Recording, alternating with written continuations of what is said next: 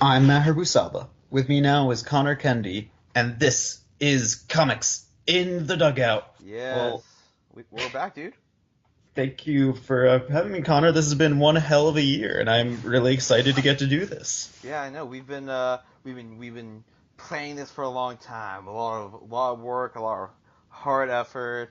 This totally wasn't kind of sprung together within the last 48 hours. I think that we just spent a lot of time maturing and adjusting to a place where this show could also mature and be adjusted. Yeah, So I'm really excited to do this. Yeah. exactly. And it's really good for the fans too, because there's been such a clamoring for the show to come back. Like, Absolute demand, yeah, calamity for the past year. I know And it's been madness. do, Trying. What do you think Josh Homo has been listening to at work, if not Comics in the Dugout? I don't know. I don't even remember who is Josh Homo. I know he had something to do with the last iteration of the show, but I can't remember. Sounds sounds like a good dude though. Sounds like a good Great dude. peoples. Great Great peoples. people. The real question is, will we break our record viewership of 11 in this I iteration of the show? Connor, Yeah. it's nowhere to go but up. Well, we can't still go down. We can't still do less than 11. You Which know the fun. no, go ahead. No, please finish what you're gonna say. Finish what you're gonna No, say. no, I was just trying to fill the void. No Well, dead air. Connor, that's what we do as a show. We scream into the void. We fill out meaningless space, and we provide something that has to exist. Has to It, is a strong it has phrase. to exist. Society really needs another podcast about sports. It needed another podcast about pop culture. So we just combined the two. We just combined the two, Maher, and we are filling a void in society that it has not had since May of 2017. When Has I it been that? Has it been that long already? it Oh is my it is. It stars. might have even been April of 2017. I don't know. That's just how time works. Well, Connor, we chose an absolutely wonderful year to not do this show. We have so Yeah. much to go over. I'm just gonna start off as something that identifies strongly with both of us. You, a UMBC alum. Me, I will be graduating in a couple months from University Woohoo! of Maryland, Baltimore County, UM. BC, and Yeah. that is the first ever 16 seed to beat a 1 seed in the NCAA tournament. The Retrievers basketball team, Yeah, 16 over well, 1 no, the against UV. first men's team. Very fair. To First, the Harvard yeah. ladies, I'm sorry if that was dismissive. Dude, Harvard's You gonna come for our ass now, dude. you opened the door for us for Yeah. Jairus Lyle's NBA roster filling run. So I have a question before we continue. Is it Jairus? Has it been Jairus this entire time? It's Jairus Lyles. I've been. Wow, that's kind of sad. I was the Well, former sports editor of the Retriever, and I pronounced his name wrong for 2 years. one or two of the during the CBS broadcasts, they got it wrong a couple times, which goes to show the kind of team we were and the level of Yeah. upset that was. Yeah, because it's like that. I remember that was the conversation in the pregame show. Everyone's talking about, oh, will they upset them? Can they? Can they? No, no, it's not gonna happen. If it could, this is the team that could do it. So yeah, there was a lot of, I don't want to say it was trolling, but there were a lot of people making the argument that if one of the 16 teams were to win this year, it would have been UMBC. Yes. And the people who, I'm sorry, finish what you're going to Oh say. no! I was just gonna say, which was like really interesting to hear because it's they were this 16th seed that was up against the best of the one seeds. Like everybody, UVA was the favorite to win the tournament because they had the best regular season. So I've seen some, what's the word for like people changing the narrative since the tournament. People saying, well, UMBC beat the worst one seed, or like UVA never has a tournament DNA, which is true. That is true. But they were absolutely entering March the best team in the country. Oh yeah, And absolutely. what University of Maryland Baltimore County's basketball team did was simply astounding, not just in, I mean, obviously getting the win, but for those who watched the game, the dominance of the second half, Yeah. Jairus Lyle's ability to cut to the basket. I was making the joke through the game. He was playing 2K on easy mode. The sliders were all the way down.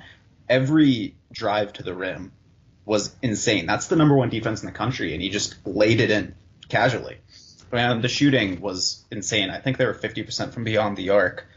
Yeah. I mean, everybody drained it. Jordan Grant, I think, dropped two or three threes. Sherburne's, was it 18-point night? He started the run in the second half, and Sherburne's an efficiency guy. He's, hard to the ground, but he's not normally the spark player, and he absolutely provided the spark that day. Yeah, I just want to like rewind a bit to when it would, I guess it would have been spring, early summer of I guess was it 20? Yeah, it would have been 2016 when the head coach Ryan Odom was hired at UMBC. Yeah, that would have And been early 2016. yeah, I remember the thing he kept saying during his press conference was he wants to focus on homegrown Maryland talent and also uh shooting threes. Like I remember like that was the strategy they brought into his Odom's first season too as head coach. And there was a remarkable improvement within the team and the attitude and the demeanor of the players. Like Odom inherited pretty much the same team that went like I think struggled to get like 8 wins I mean, the year before. it's not only the struggling on court. The basketball team had a very bad reputation 2 years ago, justifiably, mind you. They there was no winner's mentality in the locker room. There Yeah. was off-court mentality wasn't super great, but they really turned a lot of things around under Ryan Odom. And Yeah. we like to, I mean, there's the jokes UMBC up and coming and what the school's about, the academic, situation. The team reflects that now in a really interesting way. It does feel like they have that mentality of we want to be good students and good leaders coming out of this school and not just basketball players on the court. And Yeah. Ryan Odom instilled that in this team, and that alone is impressive. It's good leadership, if nothing else. Yeah, that's something I always noticed too was like across all the sports at UMBC, there was always at least a couple players on each team or a couple athletes always making like the whole academics in like the conference. I think a few times in the nation too, which is just like tremendous with like the amount of talent they all have to like still be able to like excel in the classroom too and keep that focus like where they need to be. And I can't imagine how tough that is trying to balance both the life of an athlete and the life of a student. And UMBC is absolutely great about, yeah, I mean, just what we were talking about. And it's just great to see that evolution of the basketball team. And I know I've been saying the word great a lot, but I think that this is just an amazing to scale of something. Just looking at it, it is. Greek tragedies are sad. I don't want to say like that level of thing, but it's that sense of scale of just how impressive it all is. Yeah, and like the other thing I wanted to bring up too was just like you said about the narrative of that school. I mean, we both worked at the Retriever for long periods of time, and we were both in the sports section. And I don't know about you, but the only time I ever heard from other students about an article that went up in the section was when I wrote an esports piece. I was getting like people were messaging me, emailing me. I got Facebook friend requests out of it.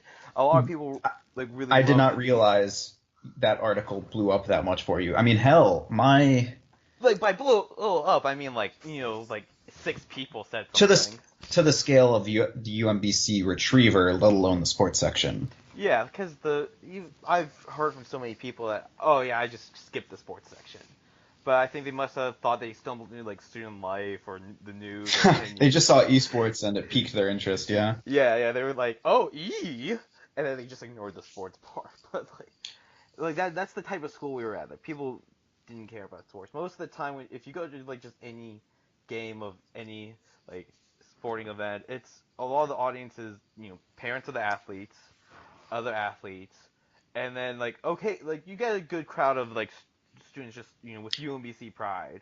I will say that you were not here for the opening of the event center nor a couple of the games there. It definitely reignited interest. There were a lot of students who weren't regulars going to the men's basketball games by the end of the season. Wow. Especially, I mean, obviously when it's a conference semifinal, you're going to see people. But the game against Hartford, I want to say that was the final game before the conference championship in Vermont. There was a great crowd and great energy coming. And if that's the same game I'm thinking of, then Jairus Lyles there was a double technical between him and the 7-foot Egyptian center of Hartford that really spiked up the crowd at the end of the game. Yeah, I remember I kind of lost track of the when they were in the conference playoffs, but I think this was the semifinal match where I was at a my dad had a performance in DC that night. They were opening for it was this great Irish band called Rebanjo 3 at the Hamilton DC. And That is afterwards, absolutely a beautiful sentence. Please continue.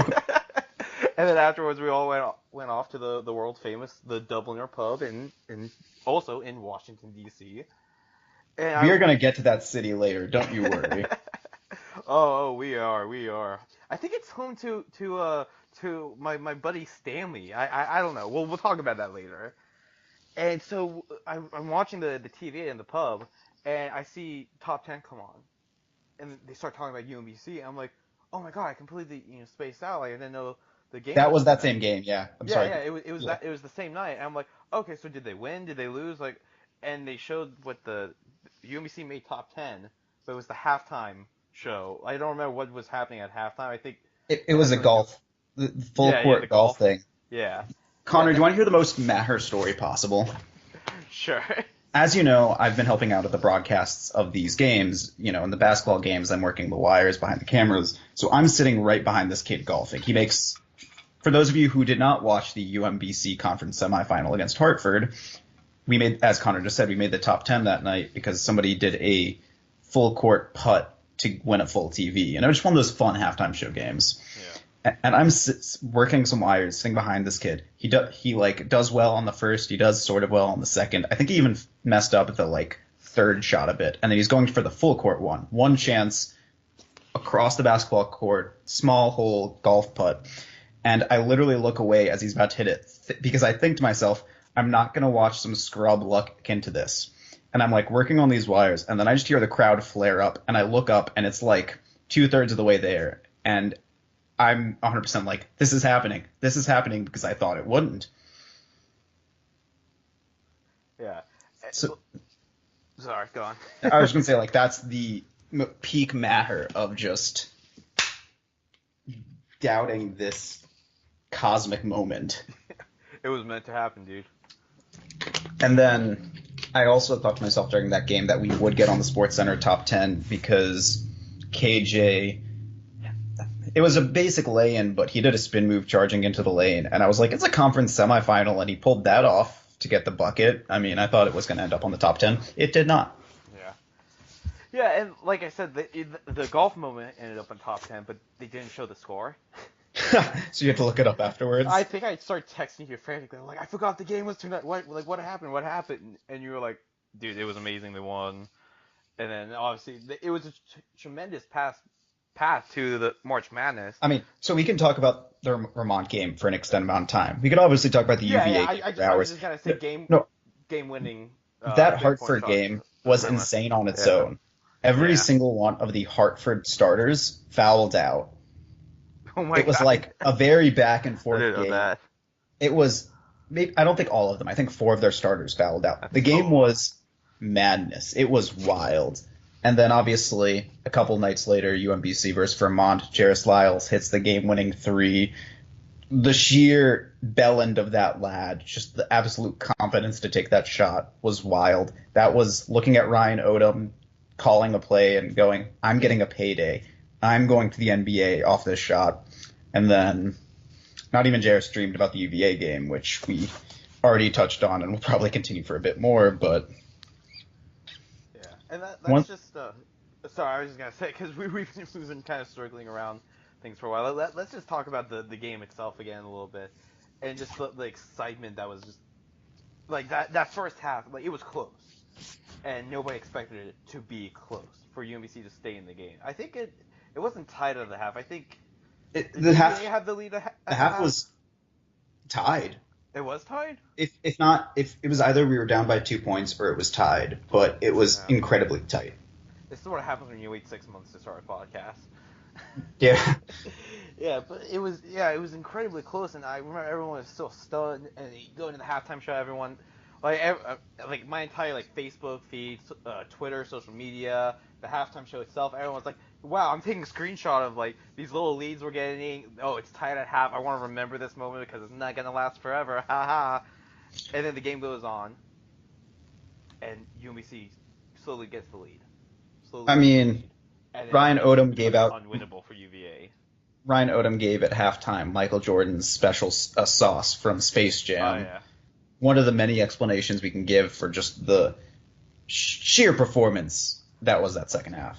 That sounds about right. And it's just, I remember too, like, again, just going back to like Ryan Odom's first season as the coach there, because the team had improved like remarkably. I remember being asked by like a couple people, like, hey, so do you think UMBC actually has a legitimate shot at entering the tournament this year? And I was like, no, I don't think they're entering the tournament this year. But ask me a year from now, and I wouldn't be that surprised if they made it. And here we were, they made it. Like, cause I think, and they're losing a lot of all stars this season too, obviously. But I think with Odom as coach, I wouldn't be surprised The if they funny thing continue on with the is, success. they are only losing 3 players to graduation.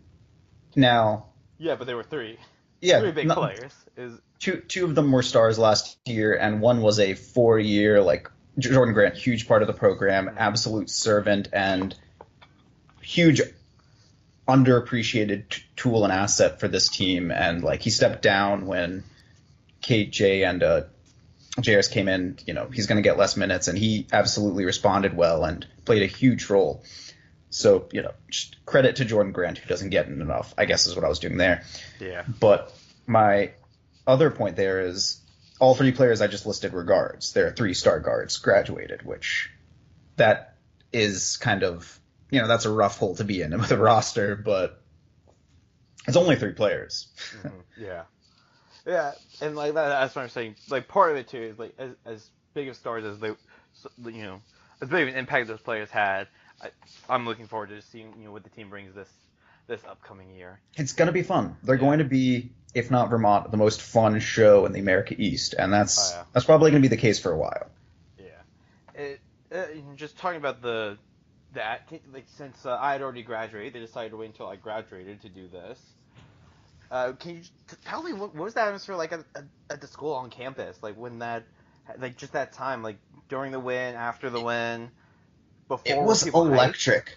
People, I mean, this might just be a self-bias because I was definitely excited and happier at the time, but you saw more UMBC gear. People were happier. There was more of a sense of just like school spirit, and that still exists here. I think it carried over, but not as much. That might also just be the weather recently. But there's also definitely a shift in the culture of the campus right now. You can already tell people are trying to... There's more of a UMBC brand being considered, and actions are being taken that kind of reflect a UMBC brand. Some of it is very in-the-know stuff I don't want to spoil now, but I will say that UMBC is trying to become more of a UMBC. Yeah. Following that game. And that's an exciting time for students coming in. I heard at the summer commencement ceremonies, not summer, the spring graduating class, Herbowski brought up the UMBC men's basketball team pretty much every chance he got. Well, I was also the orientation at the end of the year for incoming freshmen, that the one that happened during the school year ended with the basketball team coming out, which, as Freeman pointed out, has never happened in his time here. It's just a huge culture shift, something that I can't say what it's going to lead to because it's, this is uncharted territory for UMBC. It's a new look, a new personality, and good or bad, it's going to go where it goes. And I'm probably going to be part of the sports program here for at least to the next couple of years. So I'm excited to see that. That's really cool to hear. I'm looking forward to hearing some of the stories you can bring from that. And I think we spent a lot more time on that than I meant to, because I don't know if we're gonna keep it to a tight hour. We were always terrible at actually watching the clock. So let's move on to our next topic here. which we're also going to talk about for longer than we meant to. I'll just say Oh yeah, that out of the gate. this is gonna be an 8-hour podcast that only my mom will listen to. And Josh Shomo. Yeah, and Josh, of course. And, speaking of Josh Show, we used to have a like an MVP type award that we call Josh Show Man of the Week, because we've been off air for over a year. You wanted to give out the Josh Show Man of the Year to someone. I think giving out this award now is the perfect transition. So Maher, why don't you take it away?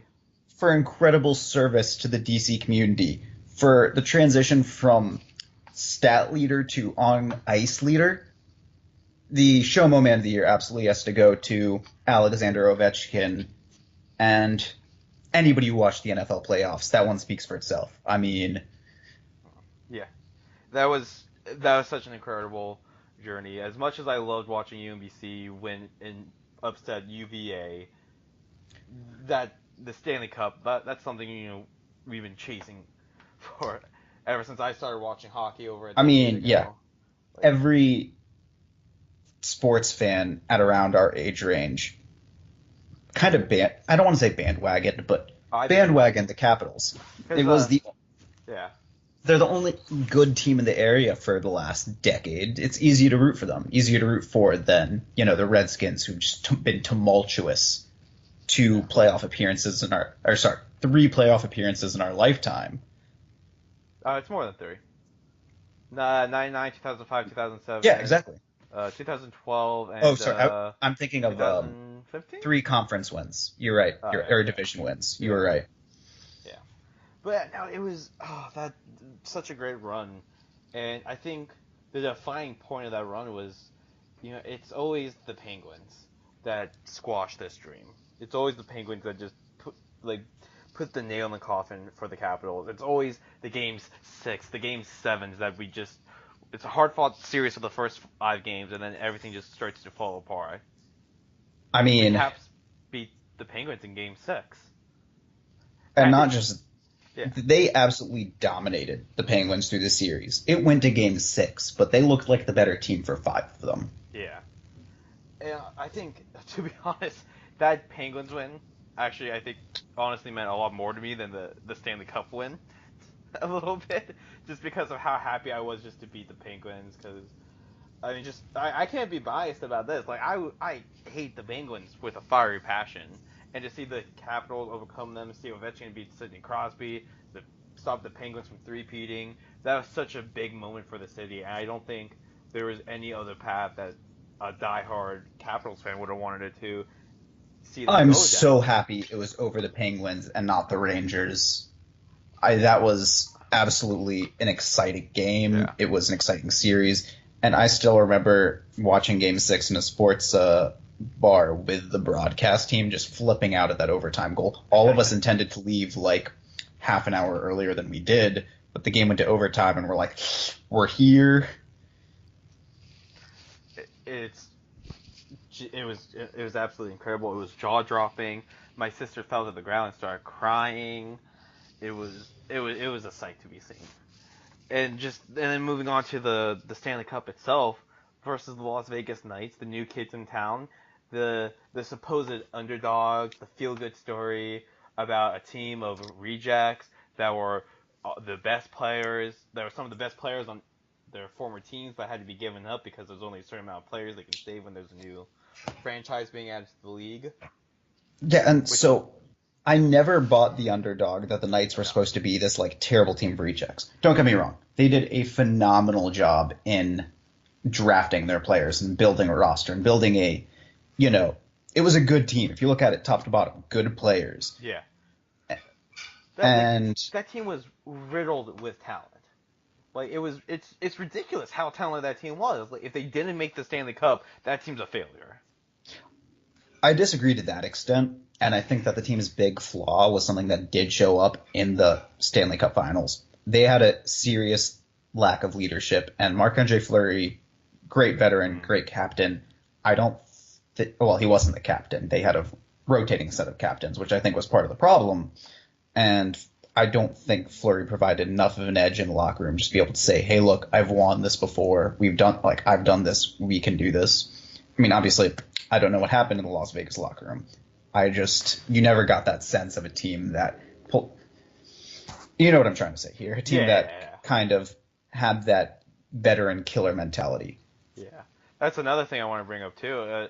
Not only did they overcome the Penguins, but who's the goalie for the Penguins during all those times they eliminated us from the playoffs? I mean, It was yeah, Fleury. I respect Hate Fleury, Yeah. and watching him concede some of the ones he did, where they were like very nice goals by the Capitals, and just seeing him get embarrassed by Telly Smith and a couple of the other players was amazing. And this was, like just to try and do our best to get to an hour here. I just want to say it was so great for the city to see this happen. Such a tremendous moment. Like being in the city as it was happening, the energy, the feel, the passion everybody was feeling. I was at the the celebration party, the parade, the the rally, all that. I got to sing "We Are the Champions" with the team while I was in the crowd, and they were on stage, of course. But like that's still No, such an you amazing did. moment. Don't be modest. You did personal karaoke with Backstrom. I did. Also, no team has ever been that happy to win the cup. I don't care what you say. You watch the videos of those boys partying, it's amazing. I don't know if you followed the subreddit Ovi and his cup, I wish I but did. there very much was a sense of this is a city that has been denied of the Power Five sports in America a title for the last 4 decades. There was a sense of this Since is a team. 91, 91, 92, Is it Redskins. 91, 92? Oh, Yeah. yeah, yeah, yeah. That would be during the Bills era. I was thinking of the Bullets as when. This was a team that for a decade and a half have been contenders to win it and just haven't gotten to win it. Hmm. And Ovi and Backstrom, the veterans who've been there through that whole process, getting to see it come together was a very human experience. A single tear fell from my eye when Ovi lifted the cup, and then Backstrom, And and you're then he handed it Irish. off to Backstrom. Yeah, I'm emotionally dead inside. Yeah, it's amazing. Even though the, I've become a whirlwind of emotions these past 2 years, thanks Pardon to my French in this next sentence, but like NBC, I'm so happy they didn't lower the mics on the ice because hearing Backstrom say fucking right was yeah, just so human and cathartic. yeah. It was That's what sports are about. Honest to God, that's why I watch sports. yeah.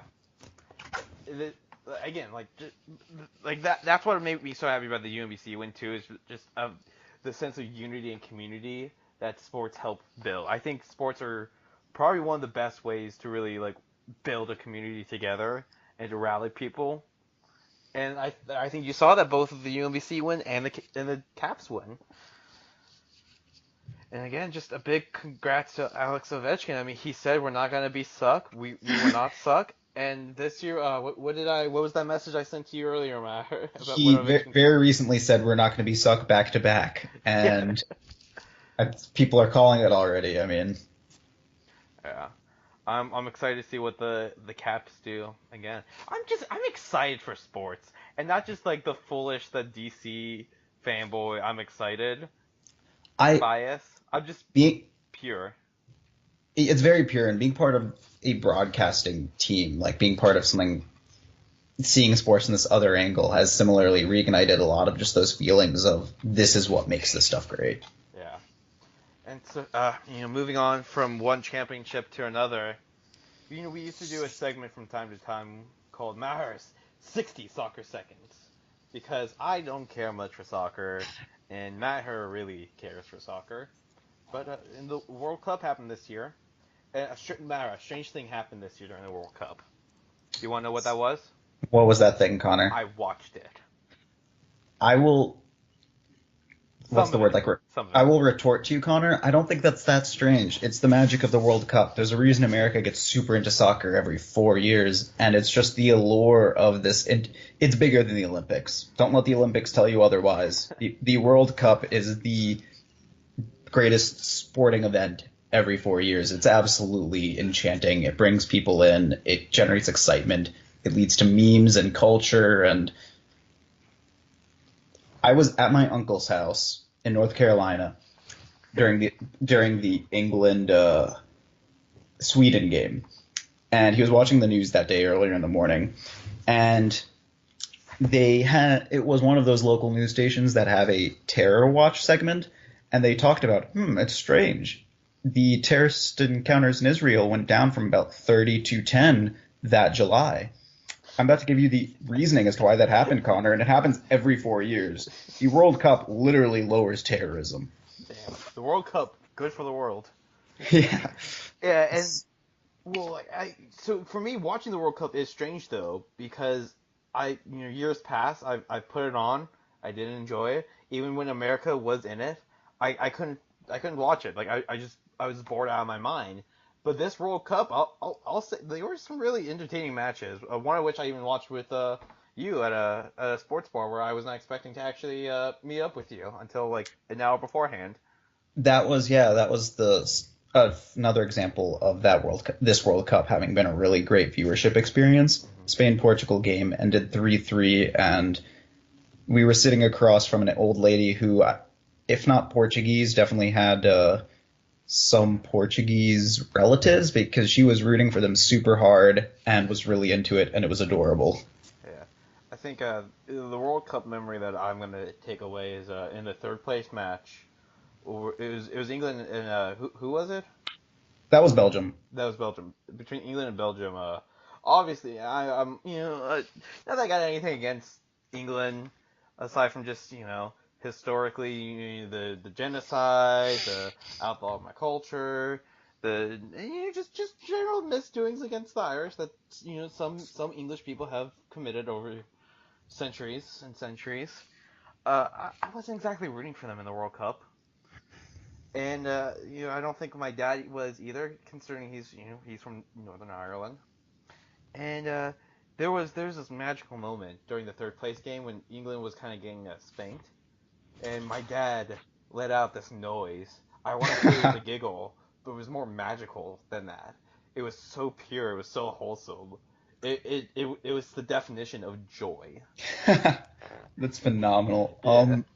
I Uh, follow a weirdly high amount of Irish Twitter because of various fantasy actors and J.K. Rowling, and they were hilarious during the World Cup, especially around that game, of just being like, so the English keep asking why we root against them when they root for Ireland. It might be the centuries of invasion and yeah. just that type of thing. Yeah, Like, yeah, I saw a good video about that too. It's like, because that's something I tweeted about this too. Like everybody I knew was rooting for England in the World Cup, I and was I rooting was for like, England in the World Cup, and I get it. yeah, I know. I'm like, it hurts me that so many of my friends are rooting for England. And again, not that I have anything against the English. Like some of my aunts are English. I have English cousins. I'm a big Beatles fan. I was used to like really be into Doctor Who. I'm in love with Daisy Ridley. You know, England's a cool country. I just don't like the government and people who represent England. So, Which is completely justifiable. Understand it completely. Yeah, yeah. yeah. But, any last thoughts about the World Cup before we move on to our final sports topic? I mean, it was just a really great viewership experience. It was the VAR transitioned in well, and it's leading to a good future in the sport, I think. And it's I'm gonna love soccer over the next 3 years, but it was kind of magical amount of soccer that I'm not gonna be able to get that same feeling of euphoria for until 2022. Yeah.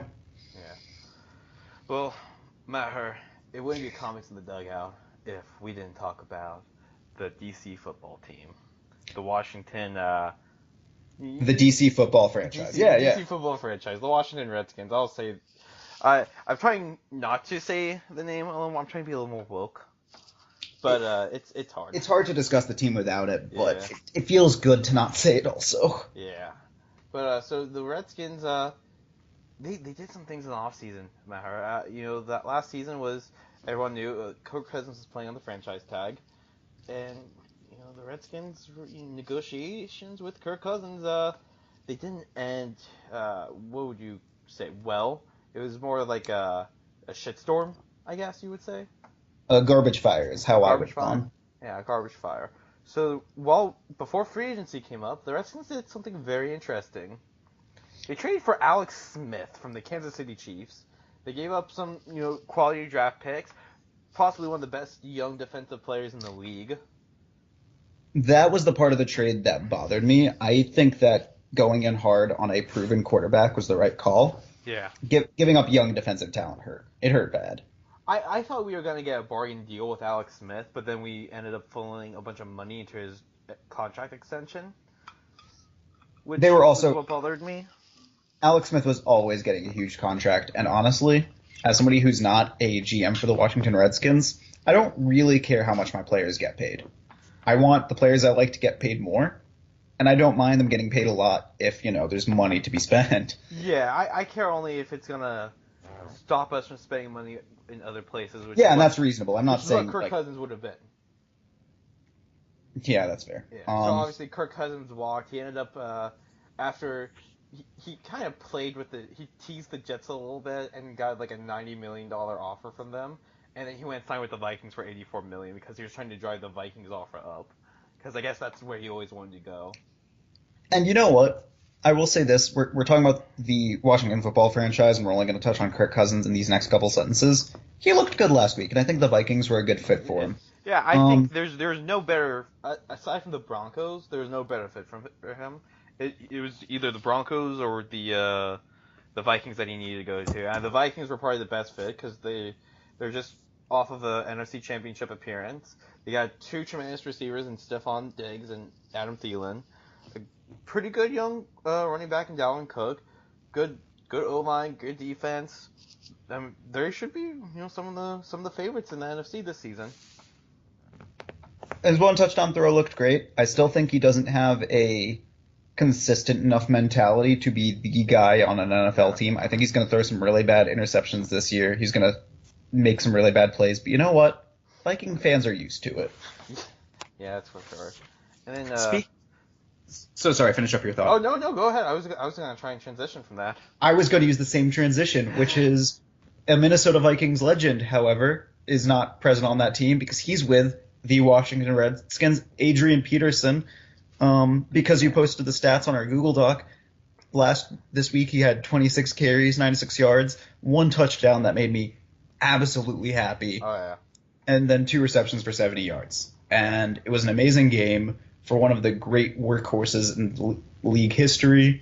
It was great to see all day come out like that.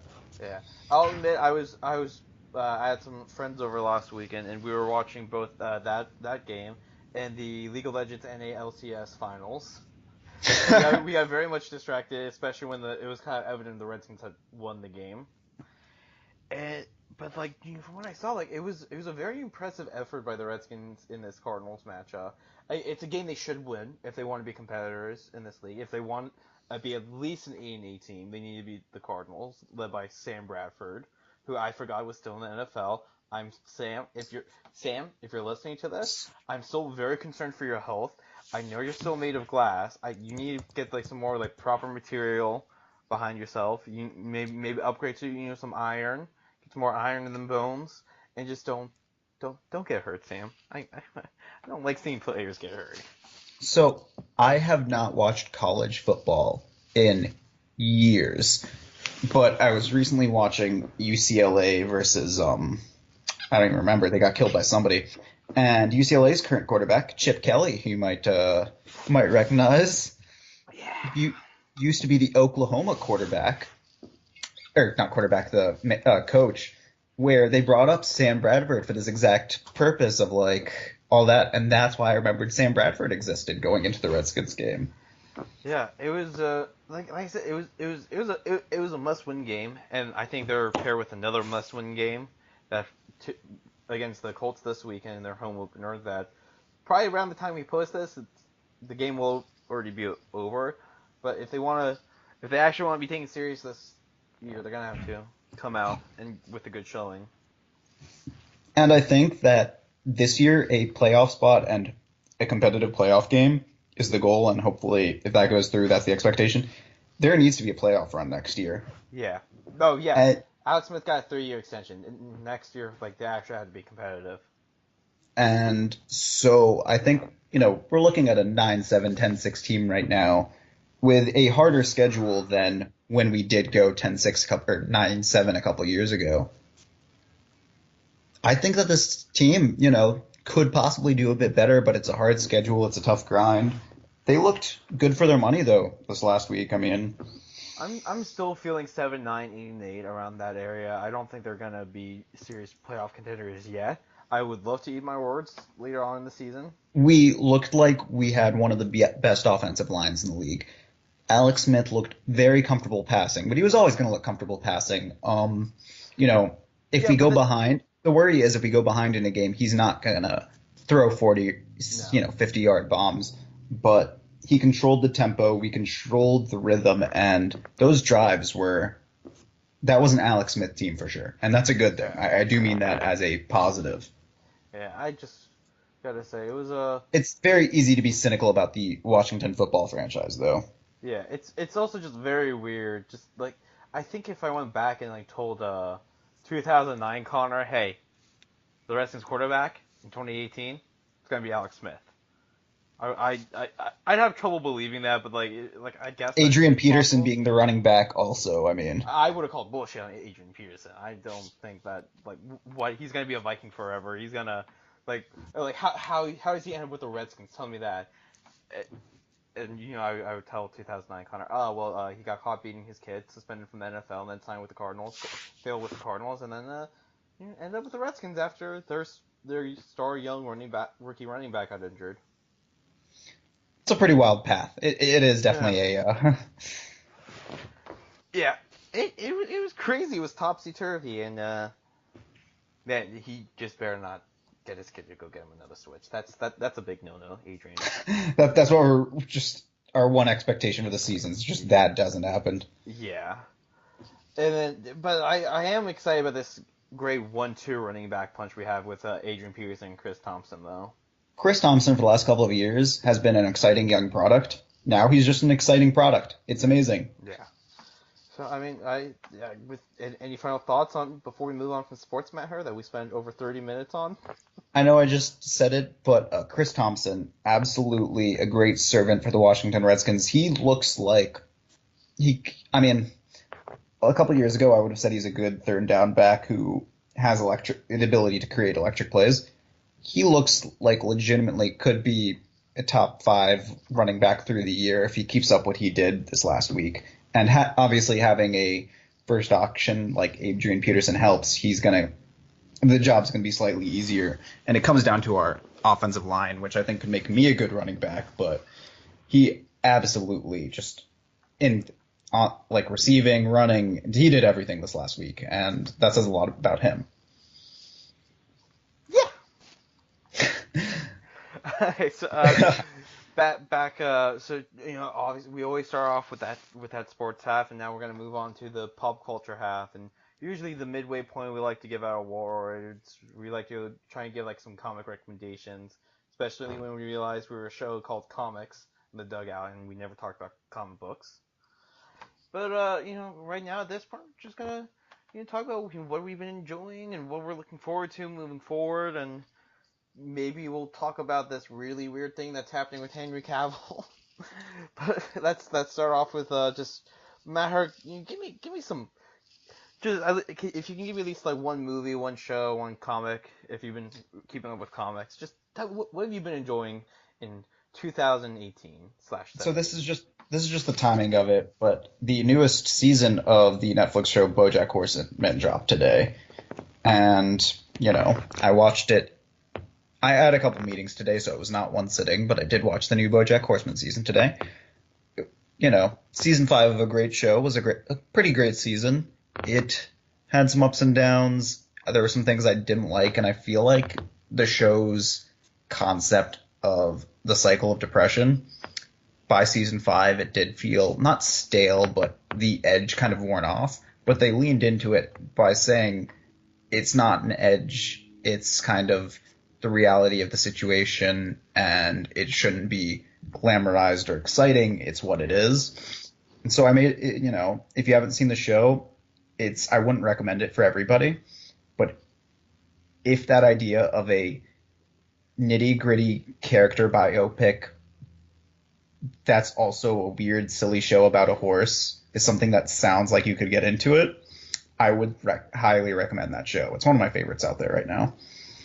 Yeah, I didn't realize it dropped today because I have BoJack Horseman listed as something I'm looking forward to right now.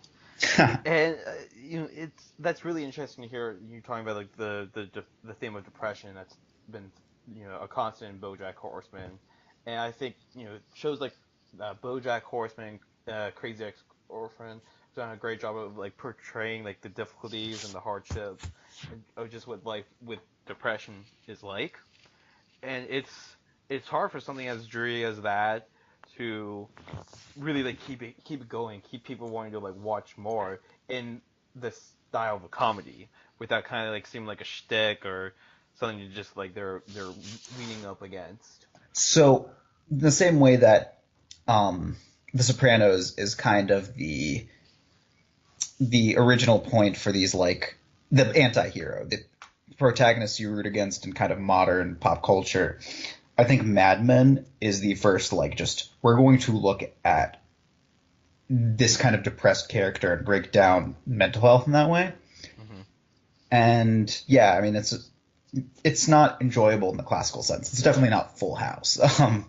But Or Crazy Fuller Ex-Girlfriend, House. uh, that's a completely other conversation. Yeah. I um, sorry, I just wanted to say like I still think about how in Fuller House, part of the reason why it's called Fuller House is because DJ's last name is now Fuller, and that still makes me mad. I sometimes randomly think about the scene where this is a big Fuller House spoiler, by the way. Oh no, don't Stephanie, spoil Fuller House with where Audie. Stephanie comes out and is like, "I can't have kids," and then it's like this big dramatic moment, and It then was it ends, and then they never come back to it. Yeah, like she was at Coachella, and then she went home because she wanted to see her like her nephews, and then like she and DJ are just talking. And she's like, yeah. Oh, by the way, I can't have kids. I'm barren, and then like sad music plays in the classical Full House way, and then just moves on, and they never touch on it again. Like 2 seasons later. It was like 2 in the morning. I'm watching that episode, and I just exclaimed, "What the fuck?" And my roommate like had to like mess with me, like, "Hey, are you okay? I just heard you like scream, 'What the fuck?'" I'm like, "Nah, it's It's just Fuller House, it's Fuller just Fuller House. Like, don't House. worry about it." Yeah, no, that was a really weird, kind of exploitive moment, I'd say, for like cheap like feels. It's a But very strange show. yeah. But yeah, sorry, whatever Yeah, yeah, transition. that's yeah, yeah, Please get okay, off. yeah. Let's stop talking about Fuller House. Yeah, a TV show, a couple of TV shows I'd like to bring up that I really enjoyed in our time apart. The Brooklyn Nine-Nine. I had a complete meltdown this year after the show was announced to be canceled by Fox, along with the rest of the internet, where like a bunch of like celebrities like Lin-Manuel Miranda and Mark Hamill were tweeting like, "Oh, this is one of the few things on television I actually watch. Like, you can't. How can you do this?" And I remember just Twitter was a complete shitstorm of like sadness that day. It was because Brooklyn Nine-Nine was apparently one of the most popular shows on social media. The Brooklyn Andy Nine-Nine. Sorry, keep going, keep going. I was just gonna say the Andy Samberg led comedy with like probably one of the most diverse casts on like all of television too. Was just like season 5. It hit I don't know if it peaked because I haven't seen the new season yet. Because thank God it was picked up by NBC the next day. But season 5 was just such a amazing, well done like comedy that showed like this like great like instance of growth within the show itself. Season 5 was amazing. You watched Brooklyn Nine Nine? I didn't Has know this. I do. I actually I watched seasons 1 and 2 like live as it went. My brother Adib and I watched them together, and then I didn't watch 3 through 5 at all. I just never continued it. And this summer I actually caught up. Um, Absolutely phenomenal show. I think Yeah. that if you could pick one show as a representative for this decade, it would probably be the best pick. It's a silly comedy, the classic buddy cop show, that idea, but a super diverse cast. It's I don't want to say surprisingly woke, but it's really woke. It Yeah. has Or as Captain Holt would say, awake. yeah, it deals with a lot of issues really well, and it nails the comedy. I mean, you Yeah. and I on this show have roasted Andy Samberg following his disaster of I don't even remember what award show it was. It Was was, the it was the Emmys? Emmys, Yeah, yeah, yeah. Which are on but this weekend, I think. I think you and I both love Andy Samberg, Yeah. and he absolutely kills in that show. Smart. Yeah, he noise, toy. And like he's really shown like a different side of him, like where like he's had these like kind of like serious moments on the show with like a lot of heart too, especially with his dynamics with his like love interest, Detective Amy Santiago, or well, Amy Santiago now. Spoilers. Growth within a show right there. Yeah, and I think it had one of the most tremendous wedding proposal scenes I've seen in a That show. I'm not gonna say what episode it is, but that episode was phenomenal. No, I'm not gonna say what episode it was. I'm not gonna say who it was between, but like I'm not gonna lie. Like it got a few tears from me. A lot of things are able to get a few tears from me nowadays. I'm sorry for sounding uninformed. Has season 6 started up? No, but it did get NBC did decide to give Yeah, them an additional NBC 5 picking it up episodes. was great news. It's only 5? No, it was 13, but they gave NBC decided I think this week to give them an additional 5 Ah, okay, episodes. yeah. And that's the Yeah. right call, NBC. I mean, TV channels every year pick up like 6 shows which just fail. They get a season, it ends. They are picking up the Adrian Peterson of TV shows right now. No. Adrian Peterson is a little more problematic than that because I agree with that, but here's what I'm saying: is they're picking up forgetting the child abuse part. they are picking up a proven product. Is my point. The show produces the ratings. That's what I'm getting at. Oh yeah, and it's not like I said, it's not afraid to like confront like serious subjects like what is it like Terry Crews is on the show, and obviously he's been a big part of the Me Too campaign, and he said they are working on a Me Too episode this season as well. And there was also an episode where they dealt with police kind of brutality and the way African Americans are treated because Terry Crews' character is a sergeant in the police force and he was racially profiled I in have one episode. both early on when it was running and recently criticized the show for more or less just for being a show about the NYPD. I've criticized it for being a fun, like, zany cop show about what is I'm just going to say problematic. I don't want to get into the details. This is not an anti-cop podcast at all. No. I'm not trying to send that message. There are good cops and there are bad cops. Yeah, it's just like everything. It's just like all groups of people. But I have made that point, and then they produce an episode like the one where they confront those issues, and I think that's exactly what the world needs. Yeah, exactly. Well said. Another show I've really been enjoying is The Good Place. Have you seen that one, Maher? I have literally just within the last couple of weeks seen both seasons of The Good Place. Yeah. Oh, yeah. Again, I just want to say again another tremendously diverse cast as well, and for a comedy, it's got one of the best plot twists of all time. I 100% agree. It's a really smart comedy. It doesn't play down its audience. It's fun. It's zany. Surprisingly, and I don't think this is the way I would describe the show normally, I got very much a Community feel from especially season 2 of the show. I think that there's a lot of that kind of vibes and that energy, and Community is my favorite show of all time. I'm very there for it. NBC, another winner there. The Good Place, great show. Yeah, it's not like your typical episode of the week type comedy. There's a constant story going. It's doing an amazing like storytelling job. All the actors have amazing comedic timing with like the legendary Ted Danson of Cheers fame is in it. Kristen Bell, who's been killing it ever since her career started with comedies. Like forgetting Sarah Marshall as an example. It's just it's great. I love the show so much. I want more people to start watching it so it can get more episodes possibly. I don't know. Or maybe they're happy where they are. I'm pretty sure it's guaranteed for a season 3. Yeah. Oh, well, no, season 3 is coming out actually within the next few weeks. I was not aware of that, and I'm so happy to have started watching it when I did. Yeah. And I think the last television show I want to bring up is I've talked about this show so much on here. Lovesick, formerly known as Squirtle Recall.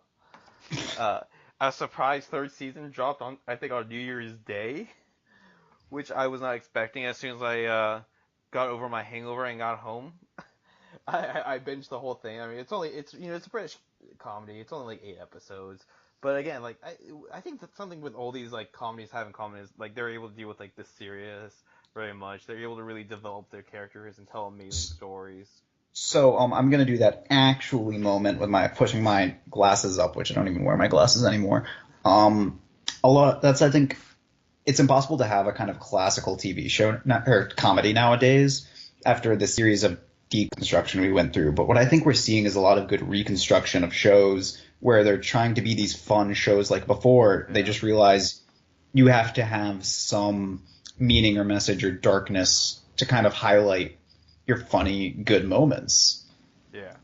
And like, Lovesick's a very interesting comedy too, because the basis of it is a guy gets a STD and he has to contact all his former lovers, and like he's also trying to like fix his own like relationship issues and have like a heart to heart with some of these girls. Well, because he's also getting over the fact that he is in love with one of his best friends, who she is now engaged after spending years in love, where she was in love with him. So they're trying to explore like that dynamic. It's so both in the past and the present, as like when he's actually like meeting with these girls and the current state of issues they're having, while also like telling the story of how like he met these girls too, or like the time when like they were in a relationship together. And I was recently doing a rewatch of How I Met Your Mother, which is a show I struggle to rewatch because every time I watch it, I find something extremely problematic with like just like socially with the show, especially with like a character like Barney. What Lovesick does that I kind of really like, it takes that stereotypical misogynistic like, oh, I'm just trying to get laid character, and kind of like adds a little heart, like adds a lot of growth. Like this isn't, I don't just want one night stands. Like this is not me. I'm just trying to like avoid my actual real issues, which like you see with this character actually like going to therapy and trying to like actually explore the like his feelings and try to like not be this thing that he hates. Uh, That all sounds really great, Connor. I think you know I haven't watched it, but I think you also know I take your recommendations and your suggestions seriously, and that's something I want to. That's something that's on my list for it's sure. like 20 episodes total, Matt. You It's want a to give British it? show. It was. Oh my God, The Good Place made the joke like, oh, my favorite British show. It's ran for 20 years and it had 40 episodes. Yeah. Or I mean, God, like I think like Sherlock has like a total like 7 episodes that it's been on for a decade. It's like 3 episodes a season. Yeah. Anyways, that does it for television. I've been enjoying. Matt, have you been to the movies lately? In this year at all? Connor, I think that outside of superhero movies, I haven't stepped foot in a theater this year. I had a movie pass, so I went a lot this year. So My cousin did the same, and I heard great, like certain reviews from him. So I want to hear your take. I mean, well, okay, I canceled my movie pass recently, so I'm not going to the movies as often. But a couple movies that I just want to talk about that I saw with movie pass that I never would have gone to see before were I saw recently the movie Searching, starring John Cho. That's the movie where it's kind of like the movie Unfriended, and it's told like completely from the perspective of like his computer through like the webcam, through calling, through text messaging, and like other electronic devices. Like there's a scene where he sets up cameras in this dude's house, and so you see the movie like being told like through the perspective of those cameras, like what those cameras are able to capture is like what you see, and which I like is a really interesting like way to like frame a movie. I think and I was like a big fan of it because a lot of what the movie had to do was like how like technology had like affected these lives and their interpretations of like people and whatnot. And it was such an amazing thriller where like because it's about John Cho's daughter goes missing, so it's about that investigation, trying to find her, what happened to her, what was she like hiding from like her dad, and it's like yeah, I like a good twist, Matter. I like something I don't see coming. And in this movie, I'll say this: there's many times where I thought, like, just as I was about to like stumble on like the big reveal, like the who done it, the movie did something to distract me from it. So Ah, I never actually like the pacing was like impeccable. you know I love a good red herring, Connor. Yeah, Herring. yeah. It's someone actually like told me too. Like we were discussing the movie. uh, She told me like they literally tell you who did it in the movie. Like they throw it right in your face, but you completely forget about it because something big immediately happens right after that scene. So like it Got it. doesn't let you like really like sink it in, but like when the reveal happens, it all makes sense and your mind is blown. Also got to I see. Oh, sorry. That's another one I'll try to put on because It's my favorite movie of the year so far, I think. good recommendation from good peoples. Ah, thank you. I also got a chance to see the movie Blockers, which was a very nice, interesting like coming of age movie about three girls on their way to the high school prom, deciding to make a sex pact, and it's the stereotypical the parents want to stop their daughters from having sex, but My really understanding of that movie is the plot you just described with John Cena. That's what I know about it. yes, but it's a lot more than that. It's very much about like identity too, and coming to terms with like being a parent and like having like your children like move on, become adults is a lot more wholesome than I was expecting, and the comedy in it is amazing. I was in a because with Movie Pass, I kind of just try to go like late at night or whatever because that's when I have the most time. That's when the Yeah, theaters usually not too many people are there. So like since I'm going by myself, I kind of want there to be less people there. There was absolutely. nobody in the theater when I saw that movie. I was You all know, alone. I've, as I said, I've seen all the movies and nothing else in theaters, and whenever I saw promos for that movie, there wasn't exactly a spark of interest around the room. To be fair, the trailers did make it look more stereotypical and juvenile than you described, Yeah.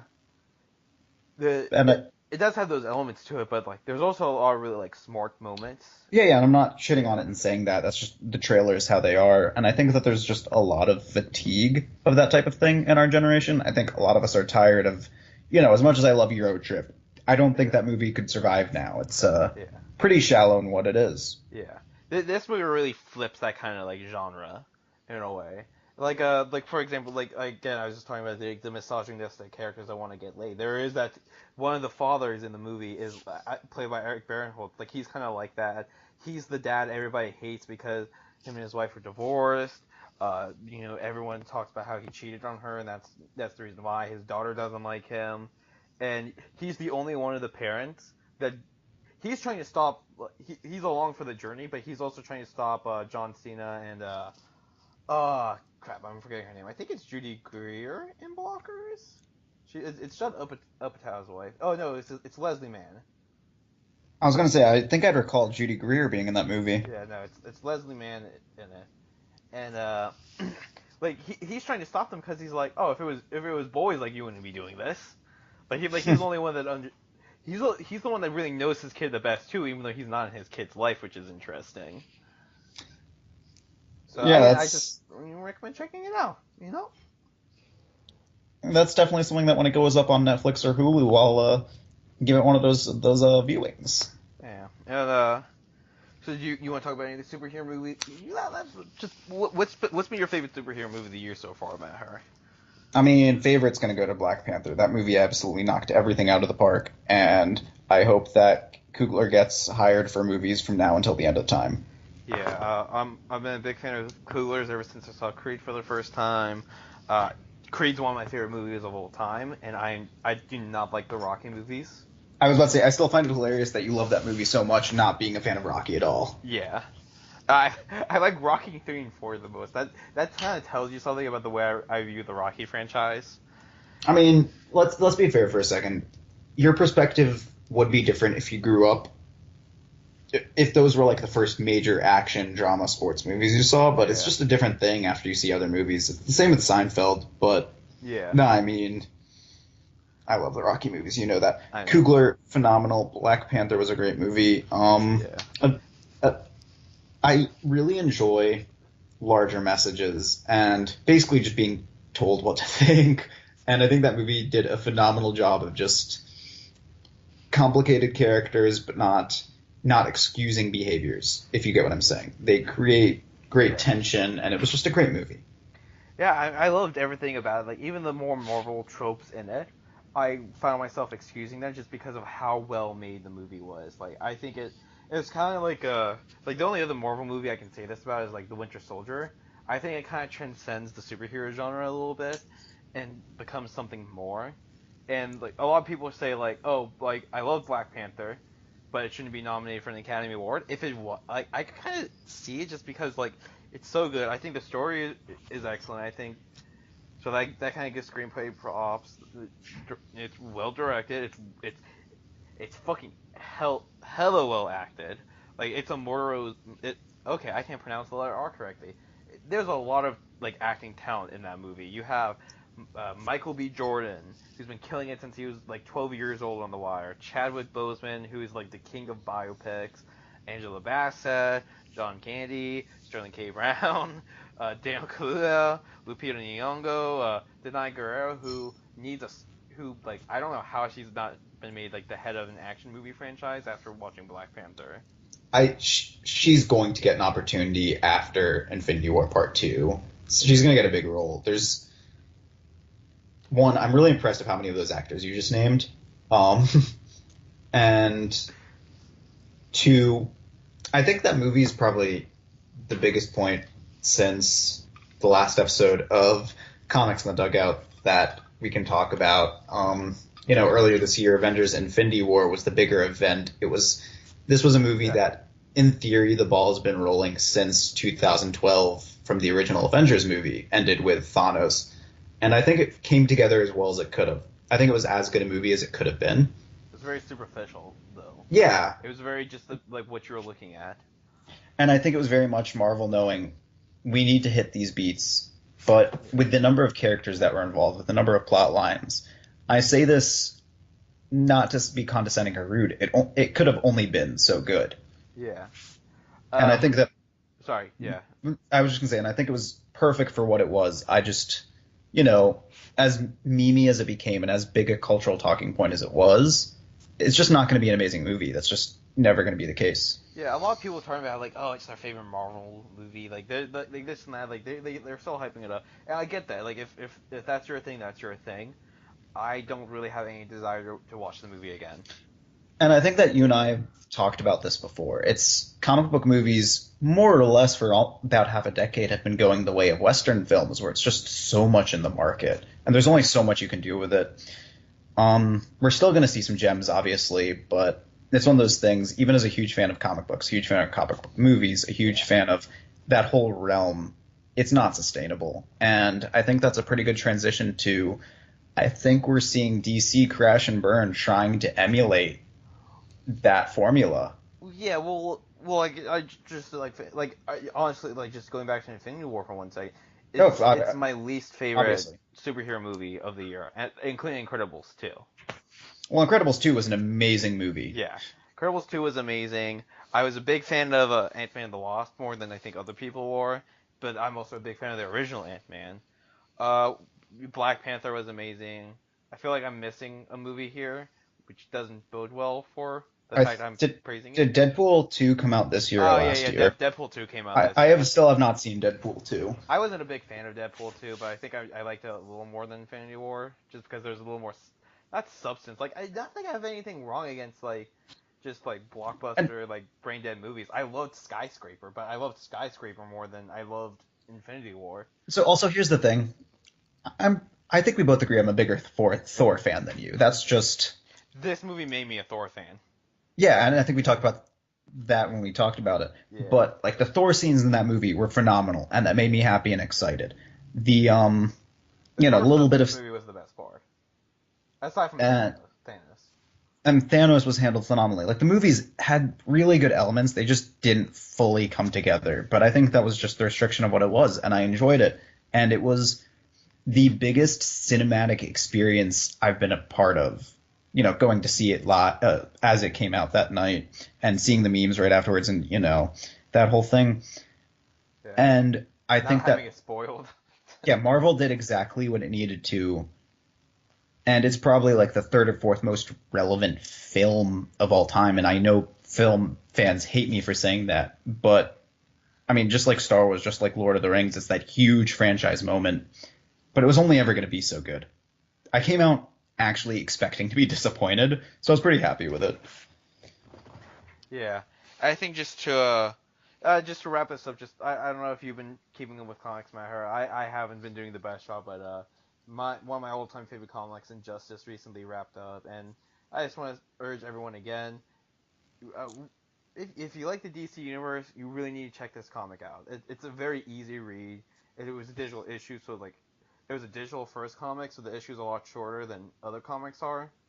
But it's also one of the most like emotional roller coaster of a comics, insane action. and I can use other adjectives to describe it, but I'm not going to. You just need to read this if you're a fan of the DC universe. I was keeping up with Injustice for a bit, and I really enjoyed it. There are other stories that I'm still keeping up with. I want Injustice to be back in my rotation. From what I read, I did really enjoy. Injustice 2 was phenomenal since they brought back the original Raider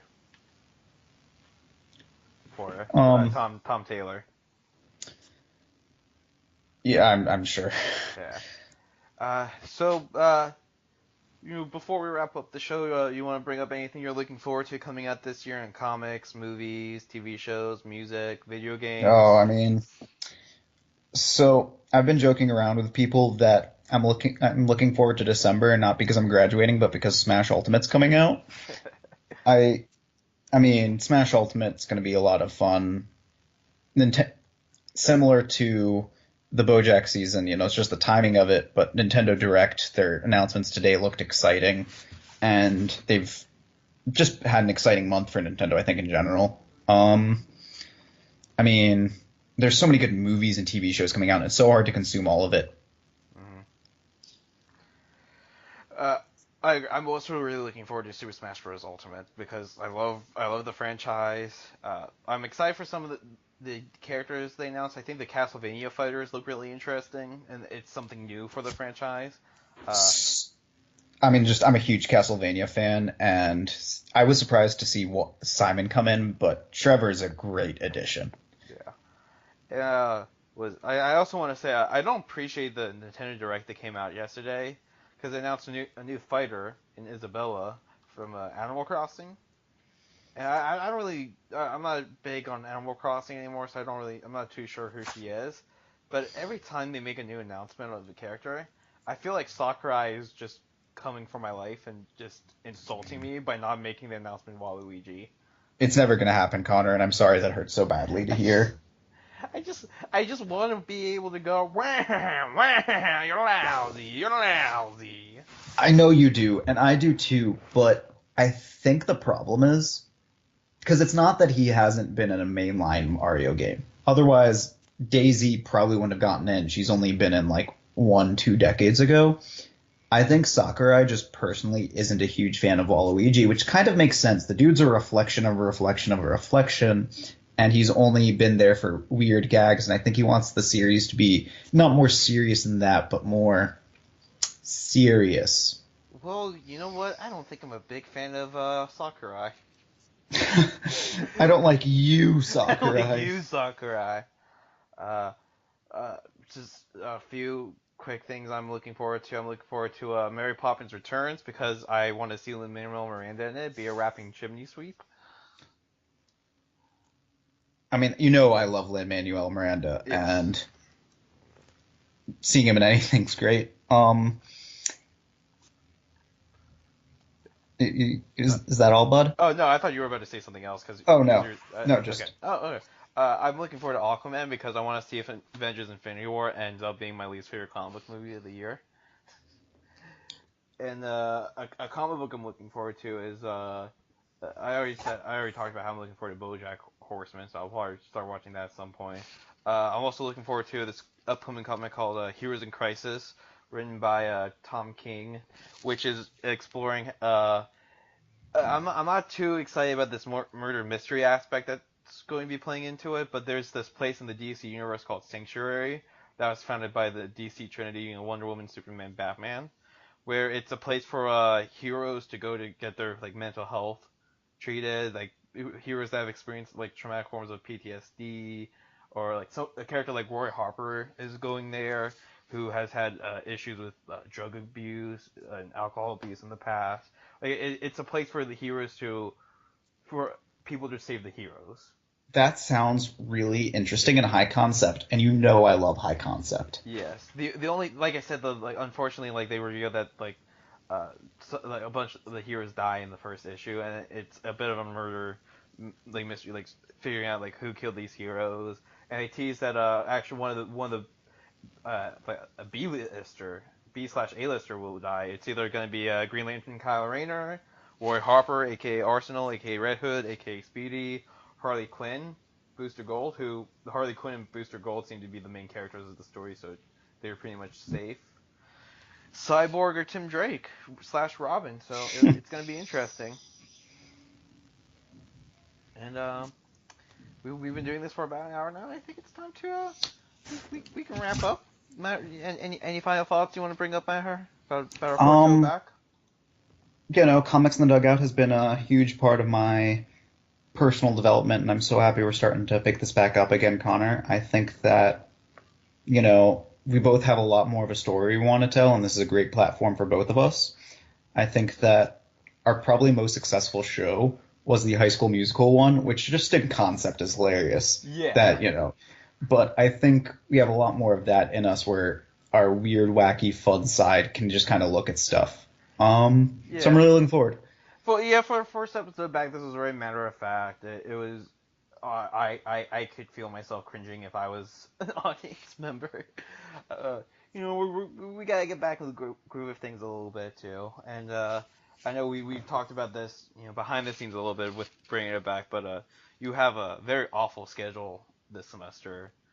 So I definitely think it's an hour a week. We can definitely put it together, and we're gonna try really hard to be able to be consistent with getting this out there to you guys. And I think that if either of us can't do it for 1 week, and because of the not live format, we should be able to every week. But if I have to go AWOL for 7 days, for example, we have a great support system that I think would be excited to take part in it. I'm looking at you, Will. Yeah, looking at you, Will. I think we could maybe even fit in a Dawn week here and there too.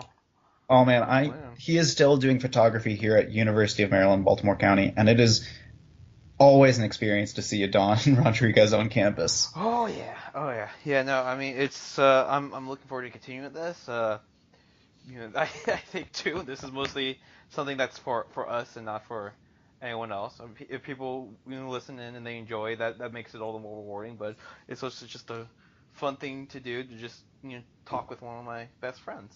Oh, I 100% feel the same way. One of my best friends. Oh, I was talking about Will when we have him on. I know. Okay. I just want to make sure. I'm kidding. I love you, Maher. I love you too, Connor. Hearing that from... I make this joke again and again, but I do because it's easy. Hearing that from an Irishman means so much more. Alright, well, with no further ado, I think that wraps it up for this awful episode of Comics in the Dugout that I hope my mom enjoyed. This was Comics in the Dugout. Bye-bye. Bye. And now we're just going to be awkward while I try and find where the Skype recording thing is so I can close this. You'll find it. Alright, now bye-bye.